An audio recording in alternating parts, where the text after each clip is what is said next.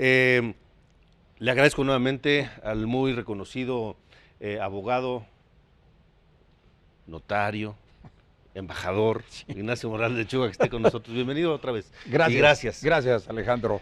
Este, Efectivamente fue publicada el viernes en la tarde en el Diario Oficial de inusual, la ¿no? Federación. Normalmente hay alcances del Ajá. Diario Oficial como Ajá. este que era urgente Sí. y entró en vigor el sábado. Sí. Y es cierto, hay un punto de entrada que marcar. Hay una discrecionalidad del gobierno para aplicar los recursos producto de estas ventas o remates de bienes que son asegurados y que después se les aplica la extinción de dominio. Y digo discrecionalidad porque todo lo que el Estado recibe debe ser incorporado a la ley de ingresos y luego pasar por el presupuesto de egresos y la Cámara de Diputados autorizar en qué se va a gastar. No se puede saltar o no se debe saltar de inmediato, digamos, de una venta a tomar esos recursos, por más nobles que sean los fines para los cuales se dedican los bienes. Esta ley lo prevé de manera diferente. Entonces es un recurso que se va a manejar fuera de presupuesto, de entrada. Caray. Y con discrecionalidad porque el gabinete social es el que va a decidir a qué se aplica. O sea, el presidente. El presidente, efectivamente, porque el gabinete al final de cuentas obedece al presidente, Claro. son empleados del Claro. presidente. Claro. Esa sería una primera crítica que habría que formularle. Yo creo que debe haber control de la Cámara de Diputados, de la Auditoría Superior de la Federación y desde luego de las Contralorías o Secretaría de la Función Pública. O sea, se acaba de vender esta muy famosa casa de las Lomas Así es. del ciudadano chino mexicano Shen Li Yegón. 102 millones de pesos. Esos 102 millones de pesos no van a entrar a las arcas del presupuesto. No, pues digo, van a entrar a alguna cuenta especial y de ahí salen inmediatamente, en lugar de destinarse al cúmulo de ingresos de la Federación y de ahí seguir todo el proceso de control del gasto público. O sea, entrarían al presupuesto, la Secretaría de Hacienda propondría qué hacer con ese dinero y la Cámara de Diputados lo aprobaría. Eso es. Así debería ser. Ese es el principio constitucional de control del gasto público. Ok. Eso no va a ser. No va a ser. No en este momento. Así Ahora, es. el otro tema es que se ha manejado que cualquier persona podría ser, ahora sí que, víctima de esta ley tal como está. Efectivamente. Es decir, en primer lugar, es un catálogo de más de 200 delitos. En 2008 estaba concentrado en narcotráfico y delincuencia organizada y ahora se ha ampliado el catálogo de delitos. Esto da también discrecionalidad a las autoridades y los jueces para actuar contra la propiedad de los mexicanos. Es decir, a ver, si alguien, un vecino mío con quien le caigo mal, tuvimos una diferencia, va con la autoridad y dice, en la casa de este señor venden drogas, ¿no? Sí. Y entonces llega la autoridad y sin avisar... Bueno, la existencia de un hecho ilícito es lo que va en paralelo con el aseguramiento y extinción de dominio. Puede ser que ese hecho ilícito, al final de cuentas, la autoridad judicial diga no existe. Sin embargo, como el otro procedimiento es autónomo, la propiedad puede venderse. Ese es el gran riesgo, exactamente, que no se respetan de alguna manera las garantías de audiencia y legalidad a plenitud, porque como uno es procedimiento civil, el de extinción de dominio, y el otro es el procedimiento penal. Además, una vez asegurado por la Fiscalía General de la República o ratificado esto por los jueces encargados de la extinción de dominio, la propiedad queda congelada.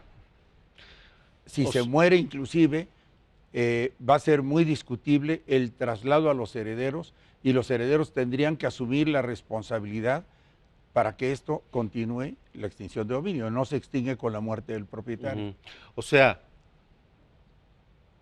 pudiera ser que en el proceso penal la autoridad diga no hay delito y la persona es inocente. Así es. Pero en el proceso civil, por el lado civil, donde se aplica la extinción de dominio, ahí no hay la presunción de inocencia, ahí es de inmediato, así es. Confisco, extingo el dominio y ya es mío. Vamos a suponer que se vende la propiedad en remate y muy por abajo de su valor comercial. Entonces el propietario va a recuperar lo que sobre, descontados los gastos, descontados, a lo mejor hay que pagar comisiones, y ya una vez descontado todo eso, le devuelven años después una cantidad que puede ser la mitad de lo que en realidad valía su propiedad. Ujú. Es para todo tipo de bienes, o sea, no solamente para bienes inmuebles. Ujú. Y si pusiéramos un caso de una gente que renta una bodega y en la bodega almacenan gasolina robada, se le aplica la extinción de dominio o puede aplicársele la extinción de dominio. Porque son todos aquellos bienes que sean producto del ilícito o bien que hayan sido utilizados para la comisión de ilícitos, secuestros, robo de partes. Pero el señor autopartes. dueño de la bodega no necesariamente es cómplice de ese delito. No, desde luego que no. Le pueden imputar que no avisó a la autoridad que se estaban cometiendo delitos en su bodega.